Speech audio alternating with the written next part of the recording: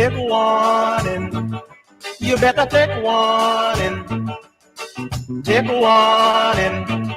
You better do good. Let your light shine bright. Let your light shine bright. Respect your fellow man as you should. Take warning. You better take warning. Take warning.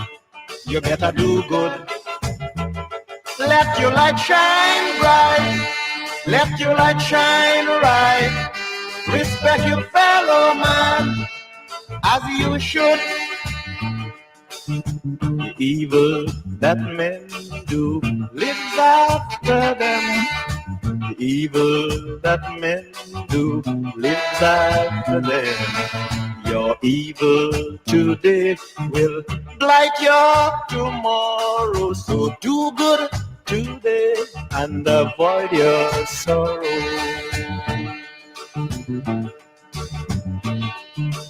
Take warning. You better take warning. Take warning. You better do good. Let your light shine.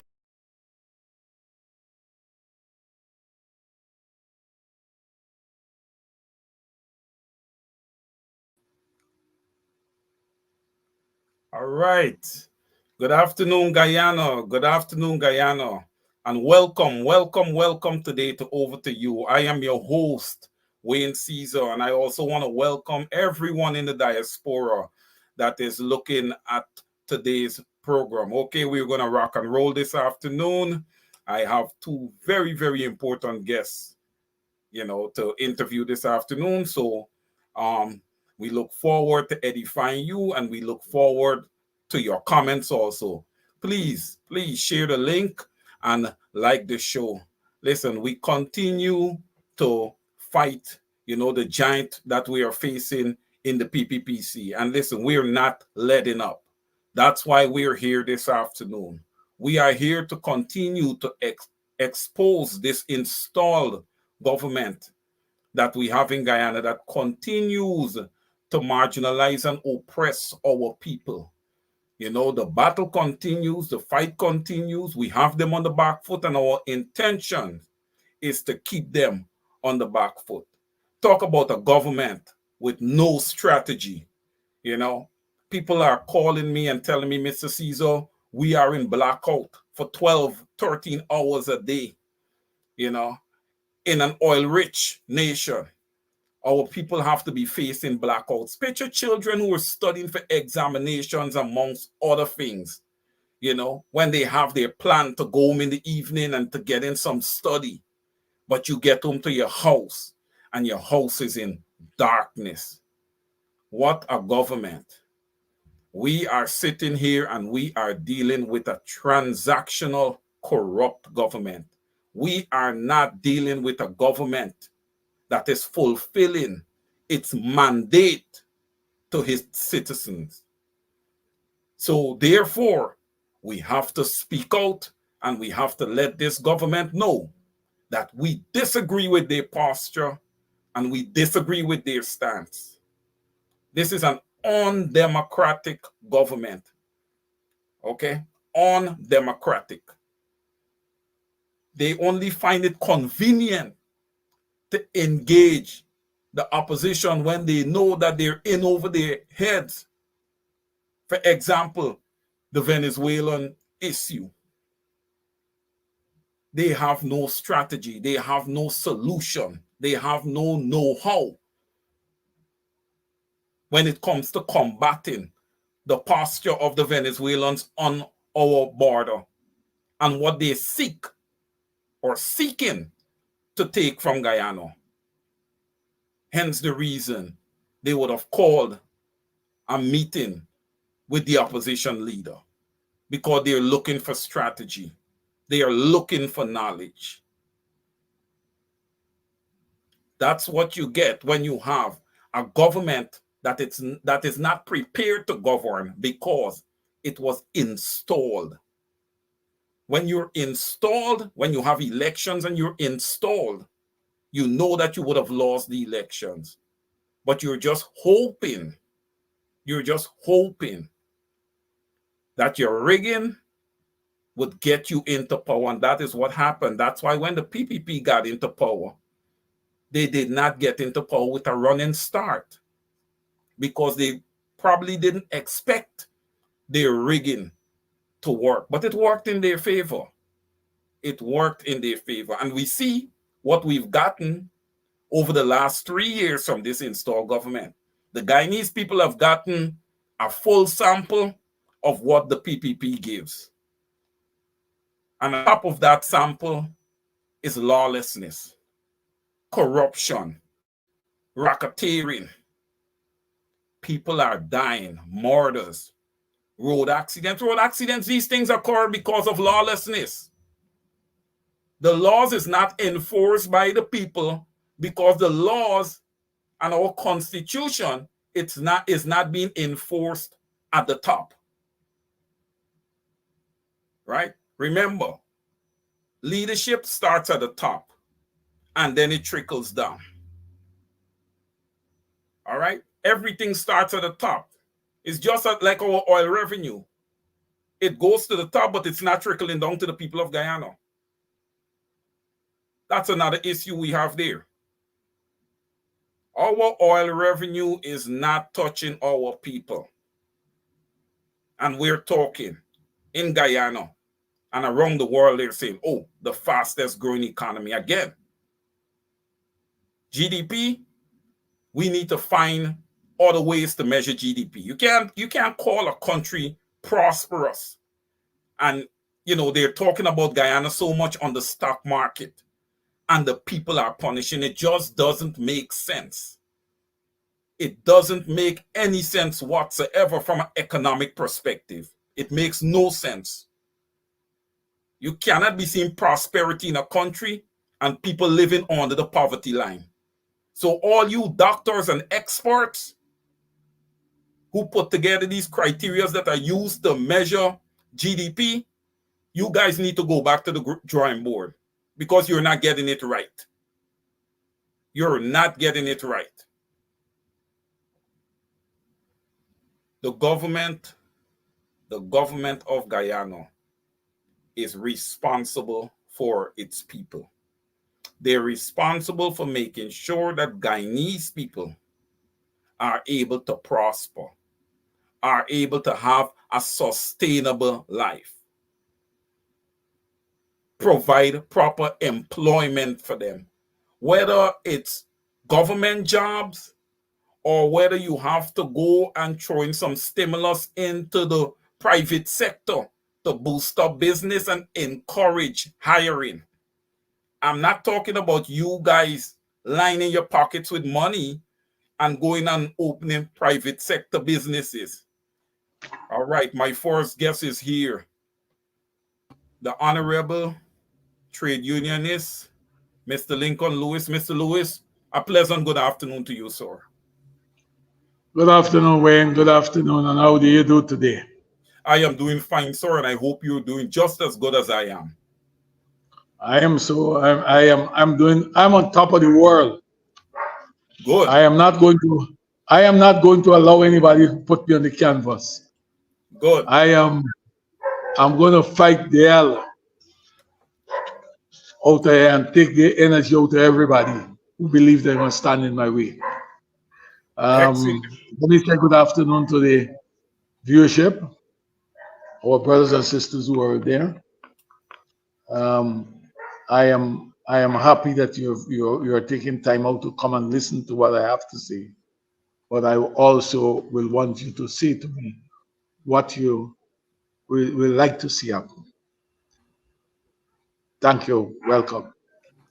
Thank you so much, Mr. Lewis. And you guys heard what Mr. Lewis said. He's looking for your comments. So we're going to be looking at your comments.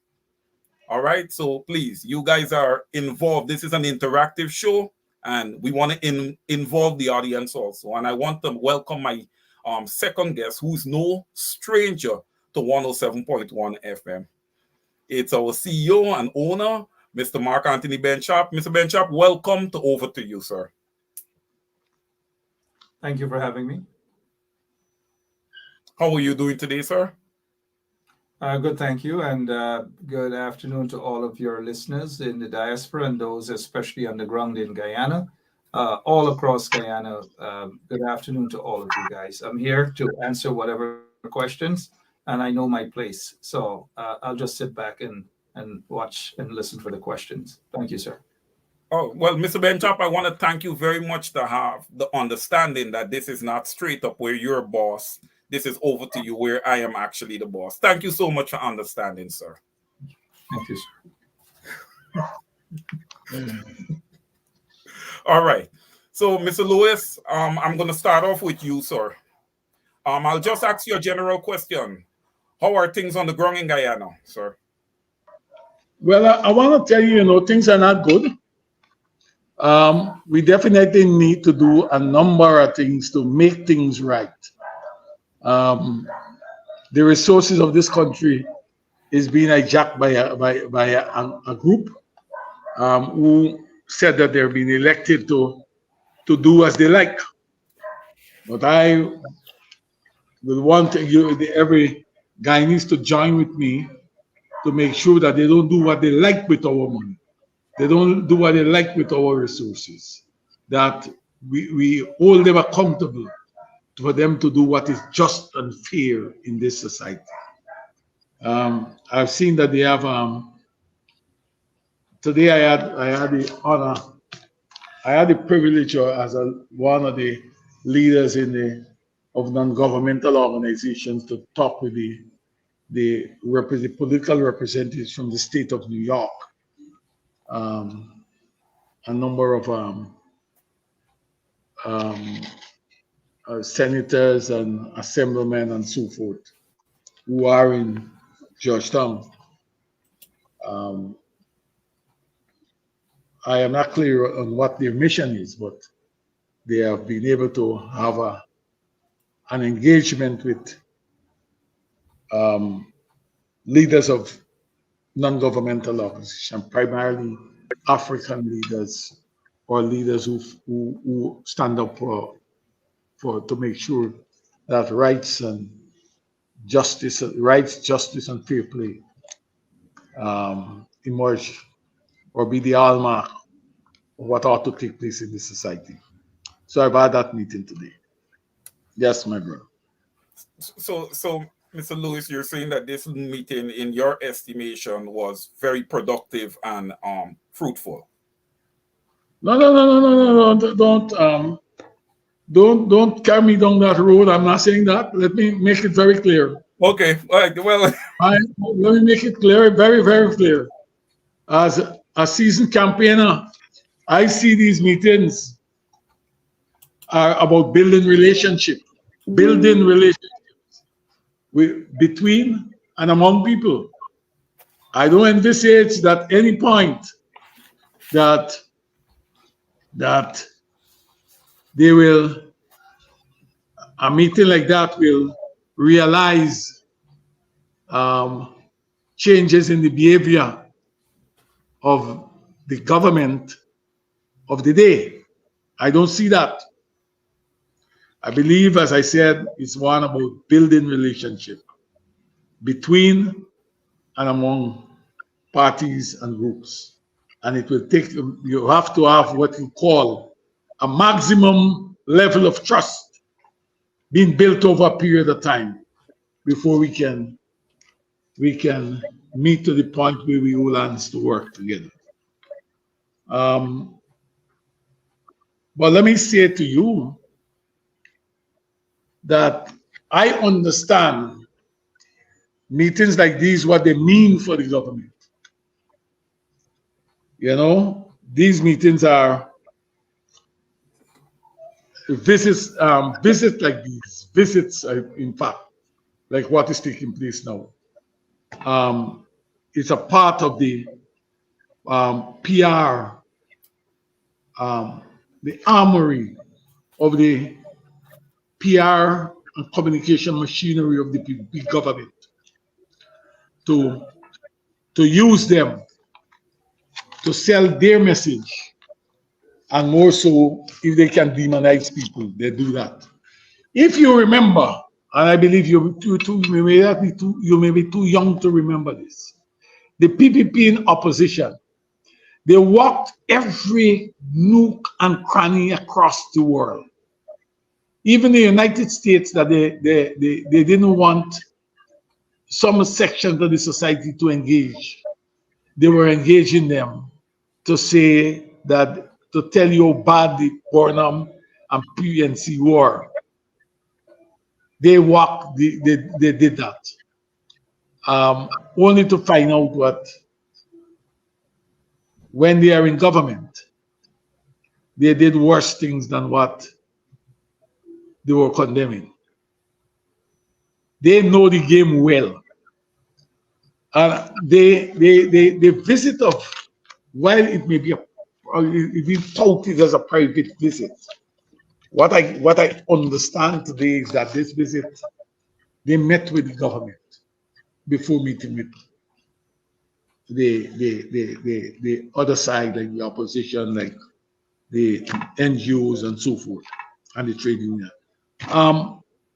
I get the impression that I don't get the impression, in fact, but my understanding of the politics is that the conference that was held a couple of weeks ago in United States, they're still reeling from the effects of that conference that CJ and others organized in Washington, D.C. If you follow how they behave, from since that conference, every week they unwork, every week if this conference is so bad and it was a failure, as Mr. Jagdi has been saying, that it's a failure. He didn't realize what the people who went there set out to achieve. They should be happy about it if you didn't realize it. But it hurt them so much that they have been talking about it every damn day. So I'm seeing this visit, while the people who are on the visit may have their own mission, I am seeing them, knowing them, the PPP, wanting to use this visit to say to the world that discrimination do not exist in Guyana. But you know, I want to tell you something. People are not stupid as people are not stupid. And the world has changed significantly. Everything you said today, it is you only got to touch the mouse of the computer and you're able to, or touch it the cell phone, and you're getting what was said all over the world. Let me make it very, very clear that I am sure that they met with this group. The government spoke with this group before they talked with us. I am sure about one thing, is that the government, the group will understand that there's a reason why you establish laws. And one of the reasons why you establish laws is because you want to make sure that people do not use their privileged position to exploit others. What you're attempting to do is to stop people from doing those type of things. That's the reason why you get laws. And in every society, exploitation takes place, but even what you consider to be the bastion of democracy, which is United States, you look at what Donald Trump has done to that country and has done to people who consider not his supporters. He has used various means he and his cronies have used various means to treat with them. So they may be talking to the wrong people and saying to them that discrimination don't exist. Any one of them who walk away from this visit and say to you that discrimination don't exist in this country, something got to happen, you got to check the head. Because if in their own country, which is considered the bastion of democracy, they are fighting to make sure that they minimize that. They are fighting to make sure, as far as practical, they don't discriminate against individuals. So that is how I see the visit in a nutshell. The reason for them being here and how the government will treat them. They will throw the red carpet. They will throw out the red carpet. They will want to fet everybody, and they believe we believe that money and food and drinks can change the mind and the world. So they're going to do that. But we hope that after we have met with them today, there's so much we can talk about and so much we can expect. But I'm expecting that this will be an opportunity for us to start building relationship with all these people who comprise the delegation from the state of New York. Thank you so much, Mr. Lewis, for that. Well said. Mr. Benchop, I want to ask you if you want to add anything to what Mr. Lewis had to say, and maybe your take on this delegation going down to Guyana, maybe your expectations, if you had any. Yeah. Added to what Lincoln said, I have absolutely no expectation. This group of politicians from Brooklyn, they're just basically on an excursion there. Some of them are there just merely to have fun at the expense of taxpayers of Guyana. And some of them are just going to be wined and dined by the corrupt, racist, the illegal PPP regime to basically attempt to cover up the true nature of what the PPP is about in Guyana. And some of these members are going to say, oh, they see no evidence of racial discrimination. Oh, the government is this. And so I'm not optimistic at all about this. It is just what it is, unfortunately. There are some good members on the team, yes, but there are some PPP propagandists on the team. There are some of those so-called elected officials who have already bought into the propaganda of the PPP regime. I've heard of in some meetings with independent groups and also members of the opposition that you get the impression that some of these elected officials from Brooklyn have already been bought in with the lies and the propaganda of the PPPC regime. So it's just a visit from a team that doesn't have much weight in terms of the international politics, and so they report back to no one. However, those members who are leaning towards the PPP and their propaganda, they got to be very mindful because when it's time for re-elections in Brooklyn, it's the same people that they have ignored. Their cries and their complaints about are the same people they would expect, Guyanese people that is, they would expect their votes next elections, the re-elections there in Brooklyn. So they got to be very, very mindful. We are aware of who some of those individuals are. And when elections time come next year, we would use whatever voice that we have to ask the Guyanese population in Brooklyn to possibly vote for those who have their best interest at heart. And so that's just my take, added to what Lincoln Lewis indicated just a few moments ago. So we know who those individuals are again. Okay, thank you so much, Mr. Benchop. That was very, very edifying. It also paints to me a picture that the Guyanese people and Guyanese in general have to understand that it is you who hold the power to determine the direction that Guyana goes in. Based on what Mr. Benchop would have just divulged there, I personally would not be depending on anyone externally to come to the rescue of the Guyanese people. I think you guys have got to rescue yourself. And I think one of those things that's going to rescue you is your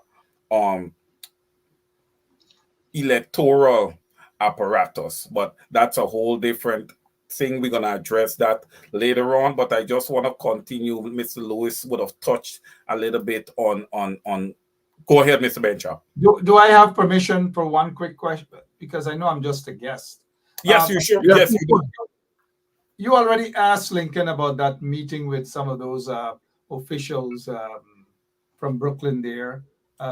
Roxanne Prasad, state senator. She's from Guyana. And then next to her in that photograph is Rodney's. She is of Haitian descent. She is assemblywoman. What is your take when you guys at that meeting talking to these people? Did you get the impression that they were listening, or it's just from one ear to the next? Do you feel that you guys may have just, had 1 hour, 2 hours of wasted time?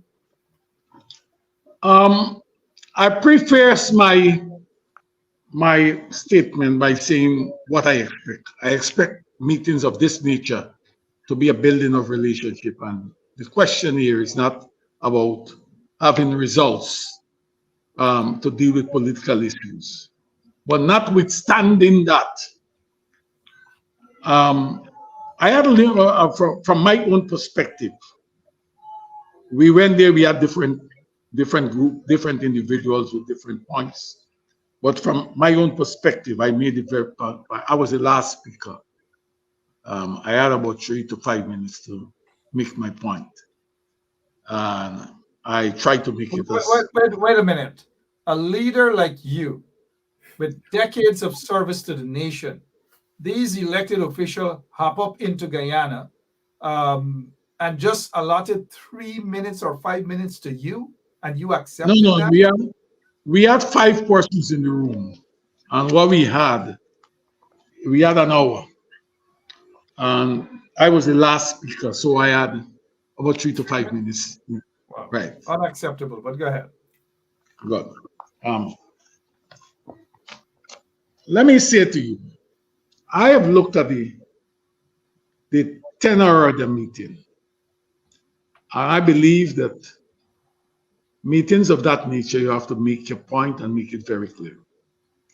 And I've said to the delegation, after I listened to them and understood that they spoke with the government, I made a point to them that I will expect them to be talking with the government or representatives of the government before they leave. And I wish that they carry the message very clear. A message is very clear. And this message is informed by the things the government has been doing, my history to fight for people's rights, regardless of who you are. And in this case, particularly the people of African descent, I made a point very clear to them that I need to say to them that the issue of affirmative action when it comes to the distribution of the wealth of this country, the resources of this country, has to be addressed.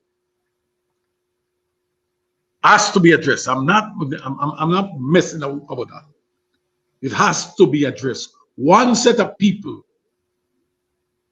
will not get everything in this society.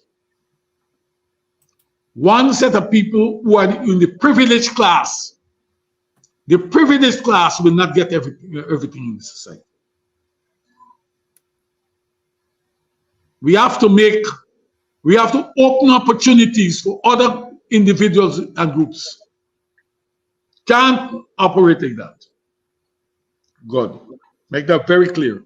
And I hope that they say to President Ali and his group, his team, what is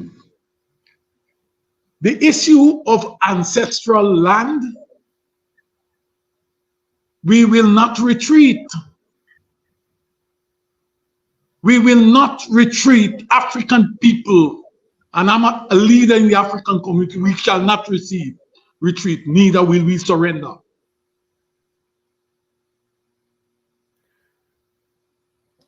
We're not giving up on it.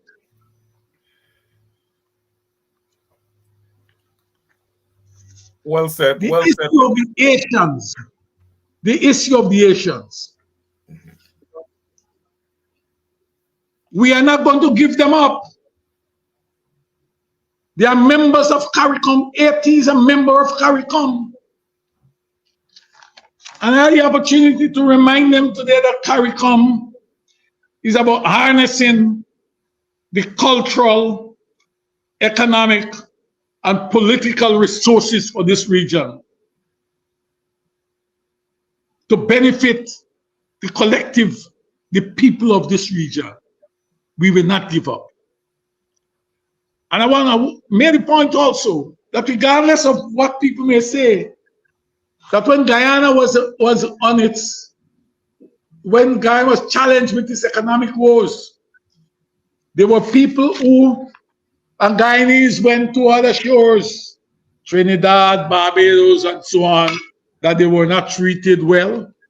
I made a point to them that we have to evolve from where we were. Trinidad, under Eric Williams, gave to Barbados money to build its tourism capacity. Trinidad gave to Guyana oil to keep the bauxite industry floating. If Guyana is in a privileged position, it has to open up its doors, first and foremost, to the people of the Caribbean. The same waters that hit the shores of Haiti, that is littered with the blood and bones of the ancestors, are the same waters that hit the shores, the Atlantic shore of Guyana. We have to understand that. We will not give up the Asians. They are part of CARICOM and they must be treated with dignity. Don't tell me about what Trinidad, what Barbados may have done or some other place. We have to evolve from that position. We have to do better than we were doing. And that is what governance is all about. I was able to put those 3 points in. That's it. Thank you. Thank you. I will carry back the president. Thank you so much, Mr. Lewis. Mr. Benchop, do you have anything to add there, or could I move forward? No, I just I like the way Lincoln put it over and telling these people like it is, because when elected officials from over here in the US go to examine things, they've got to be thorough. They just cannot sit at meetings and be unaware as to events and so forth. That's why they go into countries to find out what's going on. And they got to do their research. They got to understand. They can't just depend on what corrupt government officials tell them. Yes, sir. Let me tell you something. You know, you read what's the senator, Roxanne is her name, right? The state senator, yeah. Yeah, she is there. She has been, you read her CV. I said that these are times that you meet and you build relationship. I found out today that one of our great-grandparents, who is a McCalmont from Uptown, right? From Uptown, West Coast Bobbies. She's from Uptown, or grandmother or great-grandmother is from Uptown. I'm a McCalmont from Uptown. That's the village that my mother's father came from. John Thompson came from. So we have something, we were able to at least say that there is something in common between the two of us. But I want to say, which I didn't say to her then, but I hope that she will take the opportunity. You know, I should have said to her, hope you take the opportunity to go to Uptown and meet the villagers there and let them bring to her attention the atrocities that are being committed or the butchering of the village. You know, I see last Sunday, they said was it last Sunday? I believe the president was in New Amsterdam, and somebody said to me he's looking after somebody said he's looking at his handy destruction of the tongue.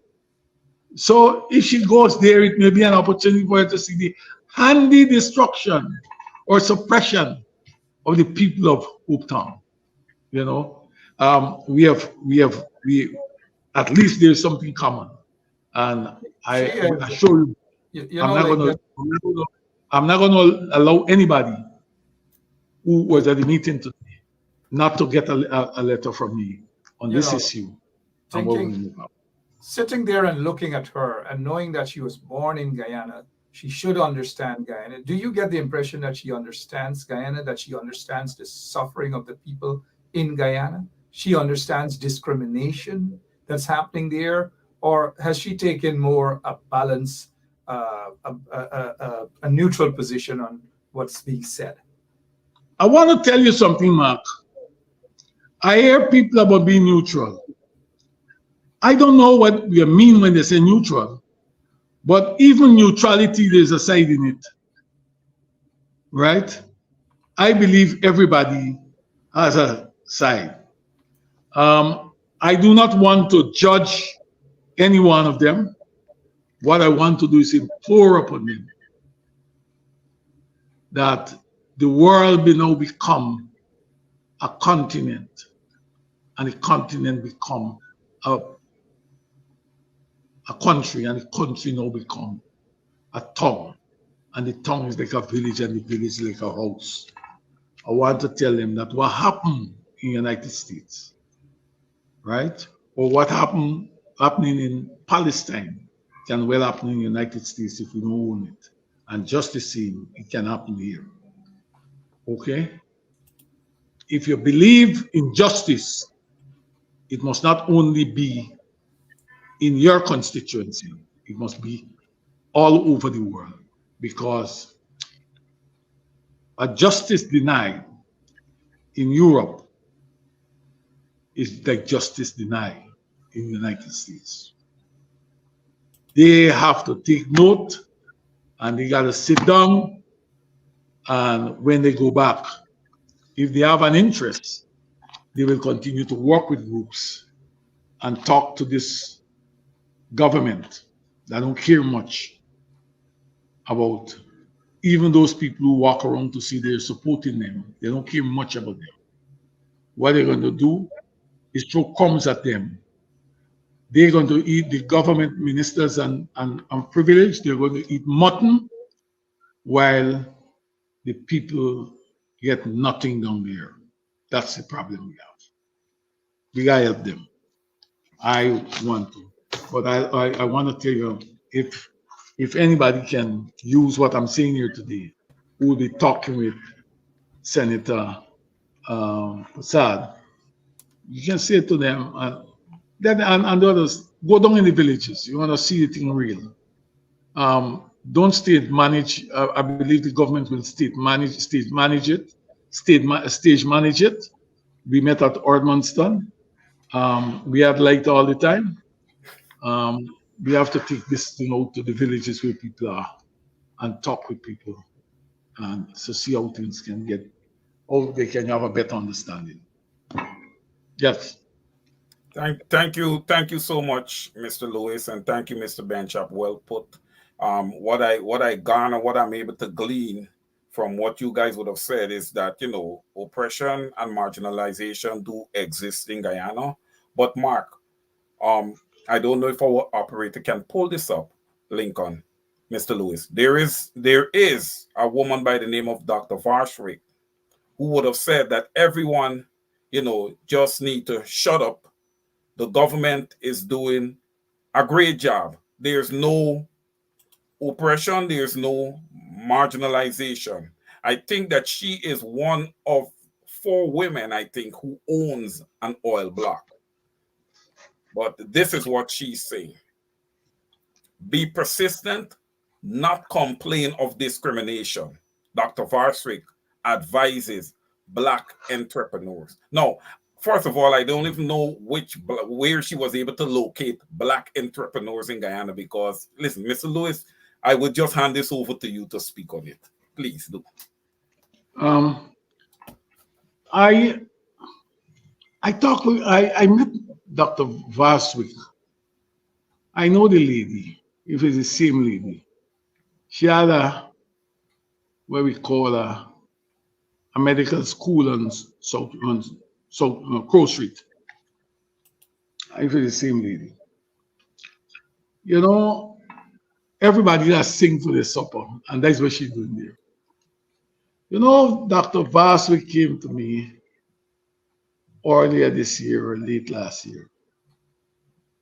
And she was talking to me about she wants some space to rent. And she was looking at Crystal Labor College that's ideal for her. We discussed the matter. While she expressed her concern, politically what it may,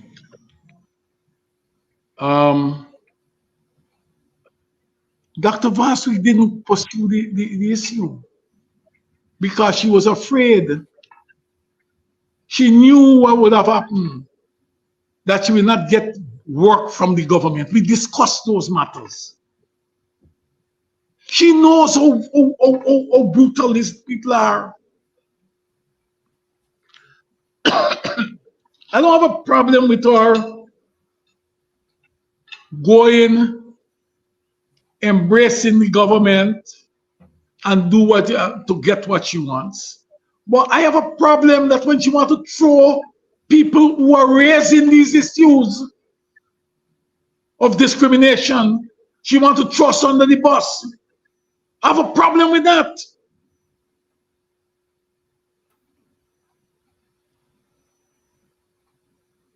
I have a serious problem. Dear lady, you understand me? You come, we talk about the discrimination. We discuss it.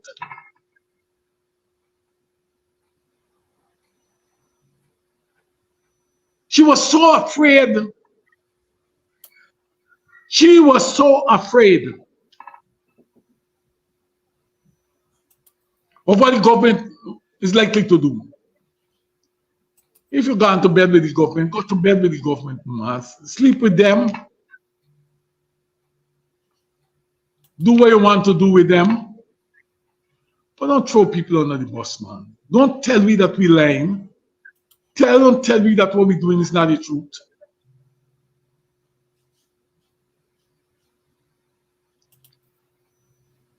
You know, I'm sorry.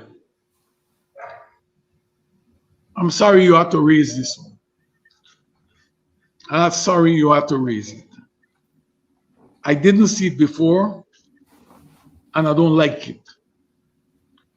I see this as an opportunity to sell me and others for a meal. Do what you want. But I tell you something. I want to understand that I ain't selling nobody. I ain't begging for nothing. If I gotta go hungry, I will go hungry. But I ain't gonna sell nobody. Because selling somebody is selling and destroying the principles that I lived for over the year.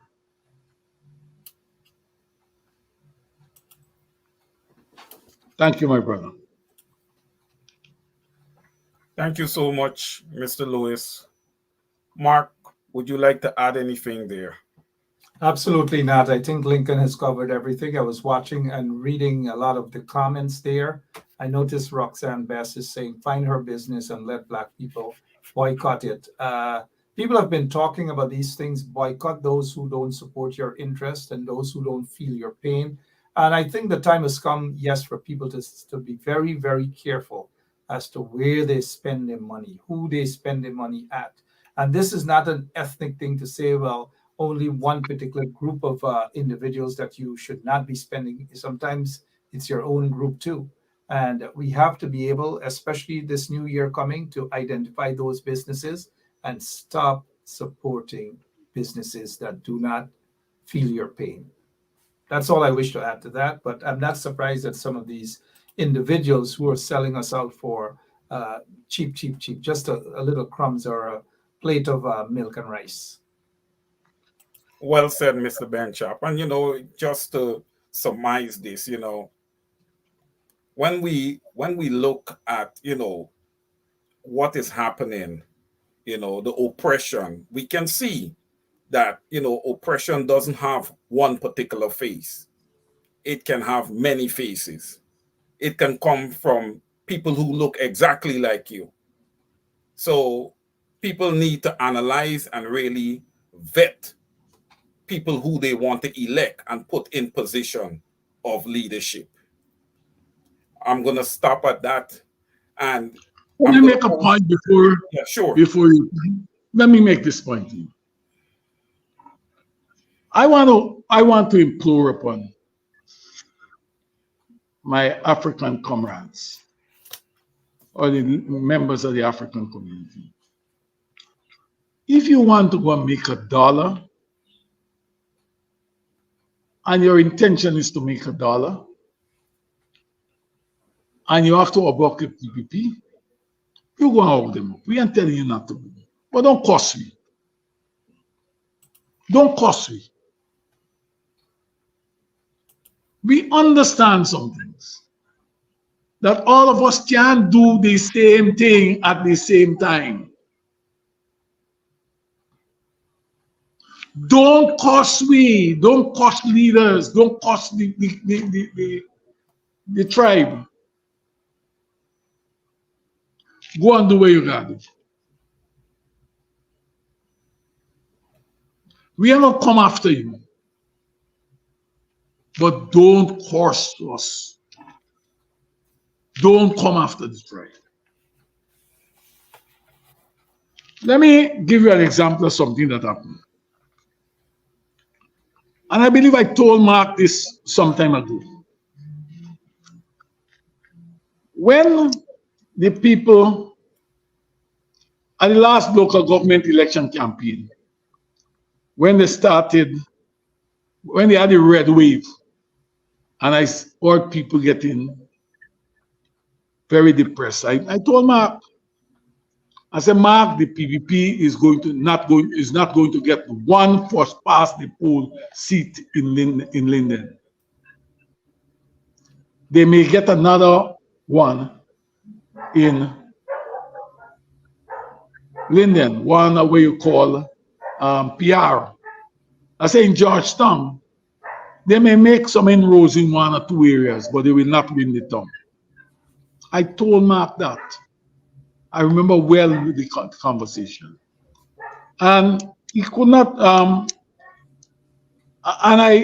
when I was asked for my justification, I made a point to him that you see this thing when they money, some people gone, put on the red shirt, and when they go over there, you know what they're doing? They're squatting.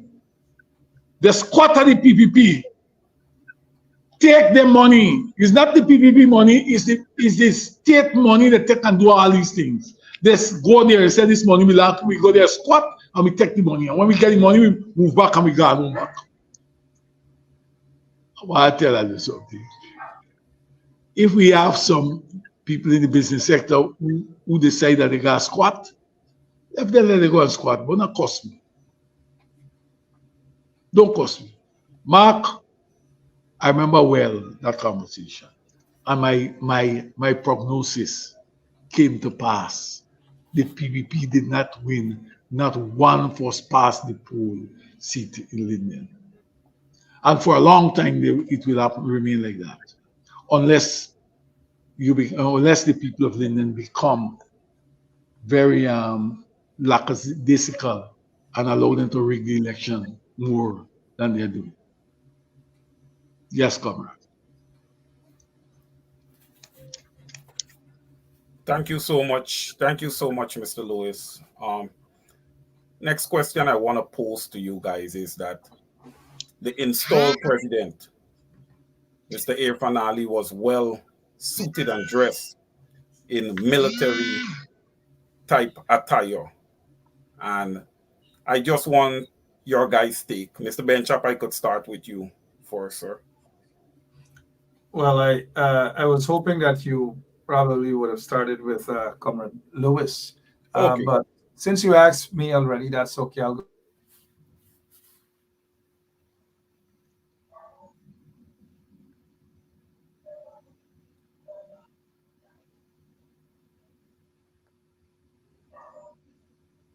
Pile of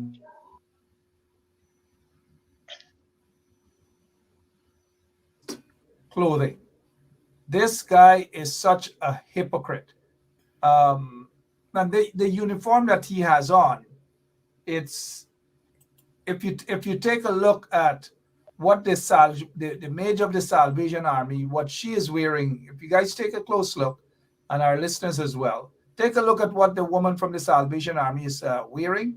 Take a look at what Irfan Ali is wearing. It's fitting Salvation Army uniform that he is walking around the country with. And I'm sure the Venezuelan people are laughing at him. Maduro is laughing at this clown. Look, and outside of that, another thing I take umbrage to, he has billions of dollars to give away all over the place. And he's putting $100 into the pot of the Salvation Army as donation, $100. But his uniform is an insult. It's a joke. And, like I've said, that, what is it? Halloween is around the corner. So he's already decked out for Halloween. Thank you. Answering that, Mr. Benchap, well said. Before I pose the same question to Mr. Lewis, I want to ask our audience, because we're up on program time, but I want to know if the audience would like us to go for another 15 to 20 minutes. So can you guys? No, we're not taking a poll to the audience. Lincoln did say he has another engagement that he has to rush to, but yeah, since it's your show, Lincoln has to go, and I also have to go. Two of your guests got to go. All right. Lincoln. Okay, so Mr. Lewis, can you take the same question that Mr. Benchap would have just answered? My concern is that I don't believe that these guys have a plan.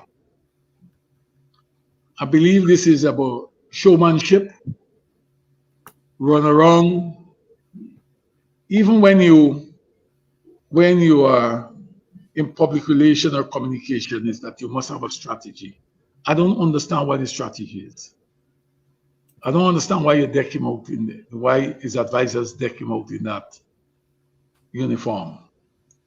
Are there not more serious issues that we can look at, or serious things that we can look at? Why can we not start talking about? Why can we not start talking about those people who were given $100? Let us start to look at the national service in a more serious way, in a different form. We have national service. Can we call it something else? Can we start to those people we were paying 60,000, 40,000, give them a full salary and let it come in and let me start to mobilize them on national programs to embark on national programs, doing things in the communities. Can we not start to look at, we can spend some money on the people's militia, or we can, rather than that, as Archibald Codrington used to say, when politicians go there, he used to say, oh, they're head of the circus. Is this a circus we have? Archibald Codrington was You're too young. You're too young to know that. He was one time mayor of Georgetown. Used to live 32 Church Street, Albertown. That was Codrington. When you see politicians doing this type of thing, you say circus. They are now circus. This is a circus. But I want to be serious about it. I believe that we should start to rethink, and that is something I'm giving to both the government and the opposition. Start to look at this $50,000, $40,000. See how we can mobilize the people who were given those monies, pay them a salary when the month comes, and put them involved in national programs. Let me do this thing differently. We have people with experience, we have people with brain, and not only head for hairstyle. We got to start doing this thing differently, man. Think about it. There may be other portions that we have. As I said, we can look at the people's militia. How we can do what we can do about it. How we can build it. How we can build its capacity in all the regions. Yes, Wayne, Caesar. Thank you. Mr. Lewis, that was very, very well said. And listen, it aligned with a lot of the visions of the late great Lyndon Forbes Sampson Barnum. But these guys that we have in here now, that is in power now, that calls themselves politicians, they go to. Why do you want to? Why? Wayne. Why you want to do that? You compare like things. You don't compare Barnum with these guys. Barnum got a brain. Agreed. And Mr. Lewis, you're right. Listen, back in the days, we used to what? We used to build cars in Guyana. I think tapirs used to build in Guyana. I think we used to do canned orange juice, among so many other things. We had a booming bauxite industry. And listen, let's not think that Forbes Barnum didn't know about oil. He knew about oil, but we weren't ready for oil. We weren't oil ready, and we're still not oil ready. But I'm saying this to say, Mr. Lewis, and you're right with the National Service, the Guyana militia, and all these things should be brought back. Why we have so many people on the streets just sitting there, not making a salary, not making anything. And it just shows how transactional the government that's in place now is. They're not people-centered. And we need to get back to basics. Mr. Lewis, listen, these guys, and Mark too, these guys fly out of the country on taxpayers' dollars. And they go out there and they bring in other people's values into Guyana. I'm not saying that we shouldn't adopt certain values from other country and apply it in Guyana. But when we look at all the guns across Guyana, it's interesting. We don't want that. We don't want that. But moving forward, and this is my final question to you guys. I have noticed that the Sheriff Corporation is a booming corporation. They have one of the largest security agencies in Guyana. Now they're getting into trucking. They've, I think, ordered over 100 trucks. As a public accountant, I have my own take, but I need to get Mark's take and Mr. Lewis' take first, where this is going. I want let me take it this way. These guys are prepared not only the transportation, they're prepared to take everything for themselves. A group of them is going to take everything. They'll get all the business. And I tell you what, there are times when you talk, people say you're talking race. There are times when you talk about the working class.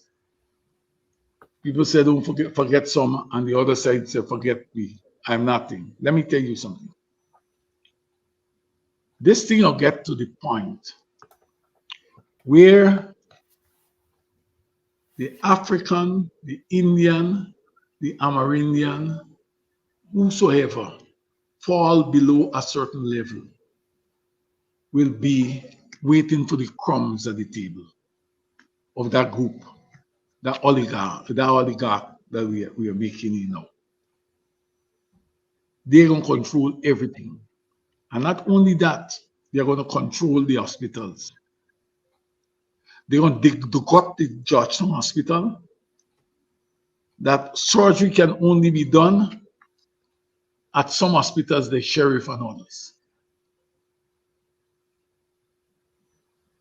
They are going to tell you who is at the Georgetown Hospital that this surgery that you got to do can only be done at the private hospital.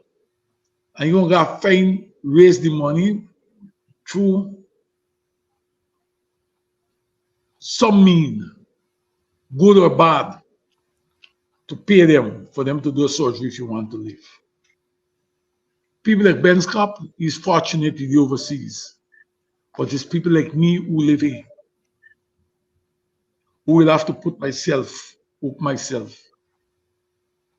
to medical services, and they can say whether I live or I die.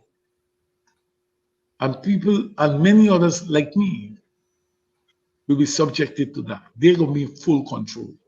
If we don't stop it now, we got to stop it. They are going to gut the hospitals, and you got to go to Sheriff Hospital or some other one. It's a new way of controlling. I call on the workers, the working class of this country. It is time you guys stand up. I have a friend who said to me during the time when COVID was hot, he called me, he said, I went to a certain clinic. He said, I only spent a day. He said, when they tell me the bill the afternoon, he said, oh my God. He said it was 100,000. I was talking to a lady on Tuesday morning, and she was telling me she went to the doctor for something. And after she do two or three tests, it ended up to $70,000. What about the man who say they will work for 100,000? Ask yourself what will happen. So you're talking about the truck. Just now, they get ambulance to them yet, only that. The only thing we didn't get yet is the horse. They will come to take over that element of the business just now. Making money, even it requires, there's no honesty in it, in doing what they're doing. There's no shame in doing it, even if it requires being the undertaker, even that they want to do very good and make plenty of money from it. That's all I get to tell you. Thank you, Mr. Lewis. Same question for you, Mr. Benchop. The evolution of this sheriff corporation. I took umbrage to what Lincoln said, that people like me are fortunate to be overseas. And I took umbrage to that because I've done my stint on the battlefield, and I passed the baton on after years of service in the battlefield and have been wounded in several areas. I think that those who have elected people to represent their interests should get that opportunity to be represented. I've just done my service there for 20-something years. Lincoln and I and Norris Witter, we have been brutalized by the police. We spent 3 unjustified nights in a filthy cell. That's just one of numerous times that I have spent in the lockups, all of the lockups in Guyana. all of the major charges in Guyana, from treason to sedition to conspiracy to commit murder, and all manner of trumped up charges against me. The conspiracy to commit murder was when then sitting Commissioner of Police Larry Lewis said that I wanted to kill him, and all manner of things. And as I get older now, I think my time for retirement from the battlefield is over. But it doesn't mean that the struggle is over. And wherever we are, whether we are overseas, whether we are fortunate or not fortunate, we can still play a very meaningful role in this struggle. And in doing so, even though some of us we are fortunate to be outside of Guyana, many of us would love to be there. But we call upon those who are fortunate to be there in that beautiful sunshine country to stand up and defend their country as well. Having said that, now going over to Sheriff, suddenly Sheriff owns everything, every single thing. They're owning and owning and owning and owning every single thing. And nobody's asking where they got it from, how these people get their money from, where they get their money from, how this, is it money laundering? We don't know. But they suddenly just got every single thing. They get hospital, they get security firms, lots of guns and all things, and then big malls. Everything is just popping up all across the country, popping up. It's as though Sheriff owns the country now. Now, nobody's envious of businessmen or businesswomen spreading their wings and so forth. Absolutely, absolutely no one.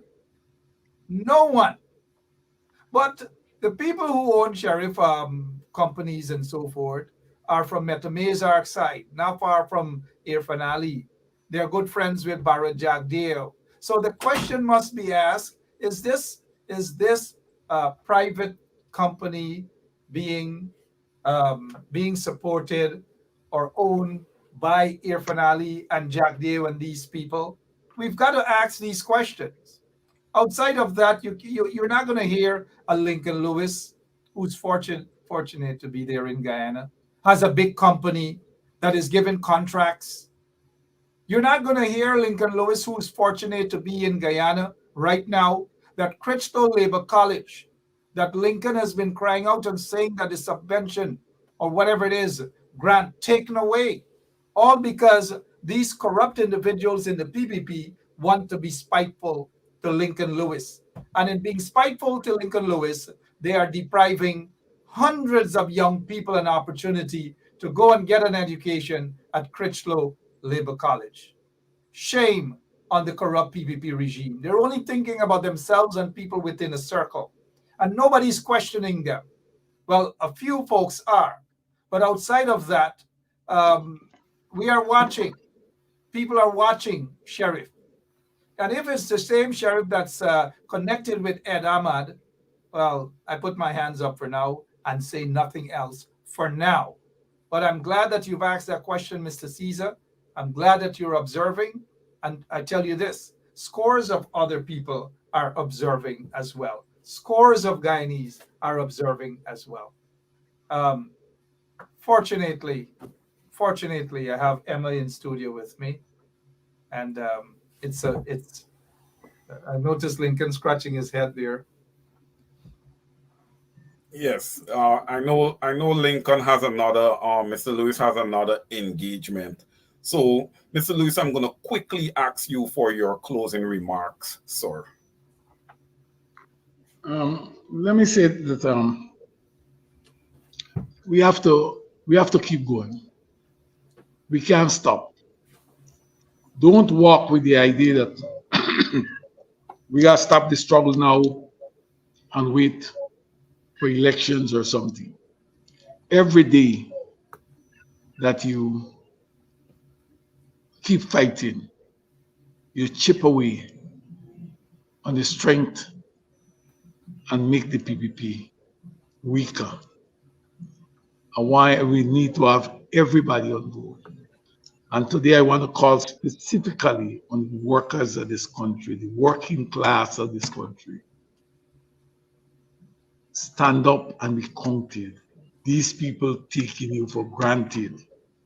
These people telling you for the workers primarily who are East Indian, they tell you, say, don't question we. If you question we, then you weaken us, and the PNC gonna come and they're gonna bring they're gonna run up shadow over you. They're gonna do this to you. Let me tell you something. This thing called for constant bombing. Don't allow anyone to take the wealth that belong to you or the resource that belong to you and say, I am taking it because if I don't take it, somebody else will take it. No, you don't have to take it. Give it to me. We must ask for what is just yours. And I want to call on everybody. Ask them to deliver. We want cash transfer. We want free education from nursery to university. We want the NIS, what we call it, deficit, to be wiped off. Put money in the NIS that we can get an unemployment benefit to. These are the type of things that I urge the listeners to demand from the government. And not only tell Orphan Ali, well, don't talk to Jack because he believes that the thing is personal property. The strength of Jack Joe is that he has no shame. But I still believe you can shame Orphan and shame Norton. Demand of them. Don't worry about that guy. He has nothing to give to me. He believes the thing is a personal property. Thank you. Have a great weekend. Thank you so much, Mr. Lewis, for coming on. It was a pleasure, and I'm sure that you would have edified our listeners and viewers. Mr. Benchar, please, your closing remarks, sir. Yep. I just want to thank you for your time this evening. Thank you for inviting me. Good to see you again, Lincoln. And also thanks to all of your listeners as well. Let's keep hope alive. I have another job I got to go, and I'm on the job here. Lincoln knows too. Thank you very much, gentlemen. Thank you. Thank you very much. Thank you. Very, very edifying show. Thanks to our guests, Mr. Lincoln Lewis, trade unionist, and Mr. Mark Benchop, owner of 107.1 FM and political activist.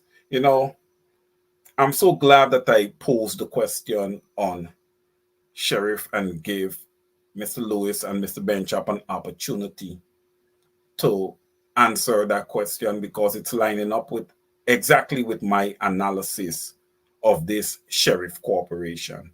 Now, with the Guyana Georgetown Public Hospital Corporation, what's happening there is that the standard of that hospital is falling tremendously. Why? Because it's not being maintained. You know, it is purposely being done so that people will turn away from that public institution because they're going to say that it's no good, and they're going to turn to Sheriff, which is going to be a major mistake, because then the health system in Guyana is going to ultimately become a monopoly, or close to a monopoly, because I know we're going to have Balwat Singh and all of these other hospital institutions, but they all are going to be aligned. They wouldn't be a public health institution anymore, that people with no money, and you know that that's not going to be the case where all Guyanese are going to have money. We see what the Guyanese people are living in right now. They're living in poverty. So these are things. Health is a major issue across Guyana that we need to be fighting for. The other thing with the order of all these hundreds of trucks, what is going to happen to the little mom and pop trucking business in Guyana? You're telling me Sheriff is going to take that over? What's going to happen to the little mom and pop stores with sheriff taking over and building out malls and all these type of things? As Guyanese, we got to wisen up and understand what's happening around us. Listen, I am all for development. I have no issue with development. But it is who is behind the development. I would surely like to find out who is the financiers behind all the sheriff projects. And I'm sure that once we find that out, it would be damning. It would be damning. Because when we find out who the financiers are, we're going to find out that it is the same oppressors, the people who are oppressing the Guyanese people. That's what we're going to find out. But time will tell. My brothers and sisters, I urge you, keep your eyes open. Keep your ears to the ground. There's a lot happening in the land of Guyana. We have a dark cloud over Guyana right now. And you know what happens in darkness. Democracy dies in darkness. So as a people, we need to come together. Those on the ground in Guyana, those in the diaspora, we all have a role to play. Leaders, your elected leaders, put your egos to the side, come together and rally together, hold hands together, not for yourselves, but for the people who would have elected you to represent them. Let's start honoring the people. Member of Parliament on the opposition side, GCOM commissioners, you guys need to start earning your pay by working for the people. Ladies and gentlemen, I want to thank you all for tuning in this afternoon. You're out on the road, you're on the highways and the byways. As I always say, drive carefully. Take care of yourself and take care of others. Until next Saturday, I'm saying goodbye to each and every one of you. Be safe. Thank you guys for tuning in.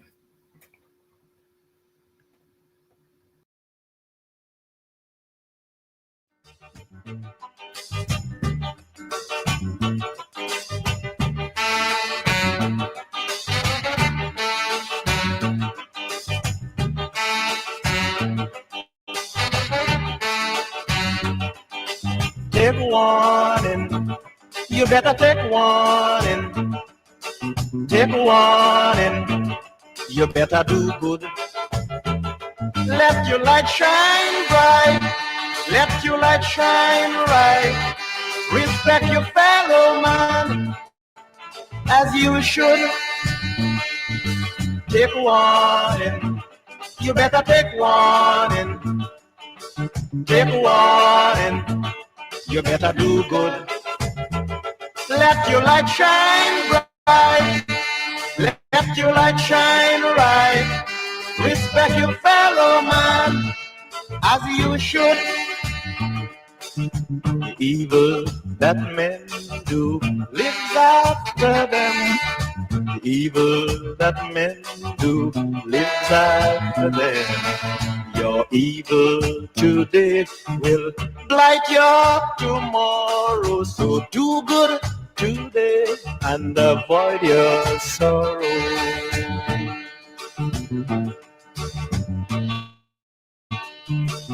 Take warning. You better take warning. Take warning. You better do good. Let your light shine bright. Let your light shine bright. Respect your fellow man as you should. Take warning. You better take warning. Take warning. You better do good. Let your light shine bright. Let your light shine bright. Respect your family.